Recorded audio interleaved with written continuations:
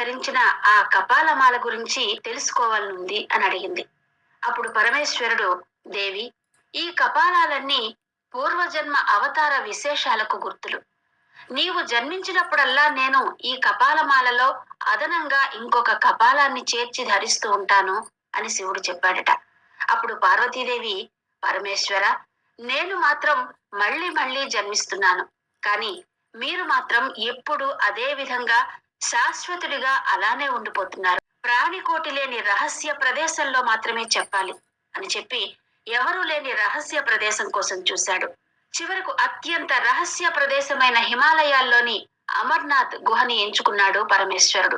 పార్వతీదేవితోనూ తన ఇతర పరివారంతోనూ బయలుదేరిన పరమేశ్వరుడు తన పరివారాన్నంతటినీ మధ్యలోనే ఒక్కొక్క ప్రదేశంలో వదిలిపెట్టేశాడట. హిమాలయాలకు వెళ్లే దారిలో శివుడు ముందుగా తన వాహనమైన నందిని శ్రీనగర్ కి ఓ 100 కిలోమీటర్ల దూరంలో పెహల్గావ్ అనే గ్రామంలో విడిచిపెట్టాడు. దీన్నే బైల్గావ్ అని కూడా పిలుస్తారు. బైల్ అంటే ఎద్దు, నందికి మరో పేరు ఎద్దు. పరమేశ్వరుడు ఇక్కడ తన నందిని విడిచిపెట్టాడు కాబట్టి బైల్గావ్ అనే పేరు వచ్చిందని, ఆ తరువాతి కాలంలో అదే పెహల్గావ్ గా మారిందని చెప్తారు. ఆ తరువాత తన తల మీద ఉన్న చంద్రుణ్ణి పెహల్గావ్ నుండి 16 కిలోమీటర్ల దూరంలో ఉన్న చంద్రబాడి అన్న ప్రదేశంలో వదిలిపెట్టాడట. ఆ తర్వాత తన మెడలో ఉన్న సర్పాన్ని శుషాంగ్ సరోవర తీరాన ఉన్న శేష్నాగ్ దగ్గర వదిలిపెట్టాడు. శేష్నాగ్ 7 పర్వత శిఖరాలు కలిగిన పర్వత ప్రాంతం. ఈ 7 శిఖరాలు ఆదిశేషుడి 7 పడగలకు గుర్తుగా భావిస్తారు. ఇక తన కుమారుడైన గణపతిని మహాగుణ పర్వతం దగ్గర విడిచిపెట్టాడట పరమేశ్వరుడు. ఇక తన శిరస్సు మీద ఉండే గంగమ్మ తల్లిని పంచతరణి వద్ద వదిలి పార్వతీదేవితో కలిసి అమర్నాథ్ లోని ఒక గుహలోకి వెళ్లిపోయాడు పరమేశ్వరుడు. పరమేశ్వరుడు తన పరివారాన్ని వదిలిపెట్టిన ప్రాంతాల పేర్లు కూడా శివుడు విడిచిన వాటిని తలపించేలా ఉండడం ఇక్కడ విశేషం. అలా శబ్దం చేశాడట పరమేశ్వరుడు. ఆ శబ్దానికి గుహలోని పక్షులు, పావురాలు అన్నీ భయపడి దూరంగా ఎగిరిపోయాయి. ఇలా గుహలో ఏ ప్రాణి లేకుండా చేసిన శివుడు తన అమరత్వ రహస్యాన్ని, జీవుల జనన మరణ రహస్యాలను పార్వతీదేవికి వినిపించాడు. అయితే ఆ సమయంలో గుహలో పావురాళ్లు పెట్టిన 2 గుడ్ల నుంచి అప్పుడే జన్మించిన 2 పిల్ల పావురాలు మాత్రం శివుడు అమరత్వం గురించి పార్వతీదేవికి చెప్పిన రహస్యాన్ని విన్నాయి. అది గమనించిన శివుడు జీవధర్మమైన జనన మరణాలు ఈ పావురాల జంటకు ఉండవు అని చెప్పాడట. పైగా మనిద్దరం ఈ పావురాల రూపంలో ఈ గుహలోనే ఉంటూ మన దర్శనానికి వచ్చే భక్తులకి కైవల్యాన్ని ప్రసాదిద్దామని చెప్పాడు.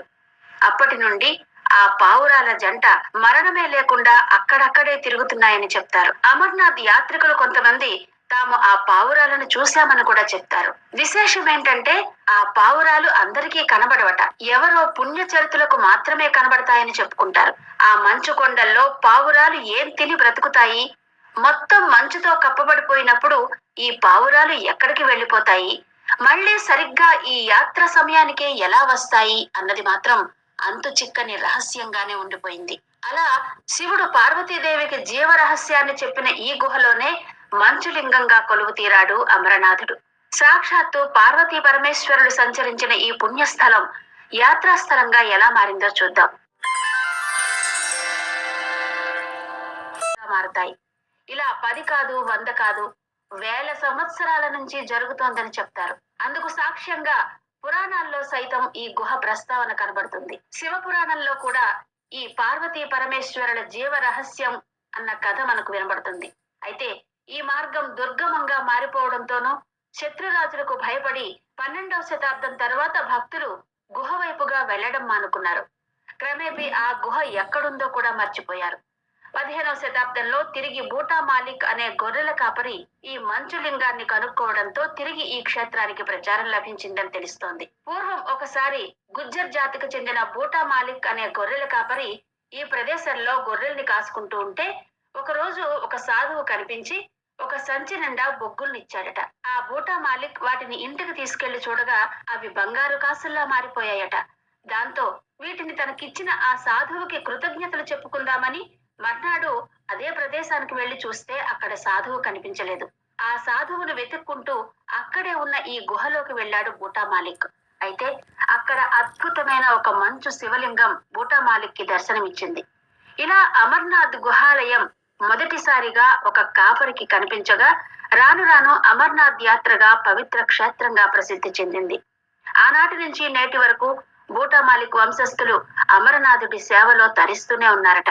వీరు అమర్నాథ్ యాత్ర సాగే దారిలో మధ్య మధ్యలో గుడారాలు వేసుకుని యాత్రికులకు వేడివేడి తేనీరు వంటకాలు అందిస్తూ ఉంటారు. యాత్రికుల నుంచి విరాళాలు తీసుకుని ఆ వచ్చిన మొత్తంలో 3వ వంతు తిరిగి భక్తుల అవసరాలకు వినియోగిస్తారట.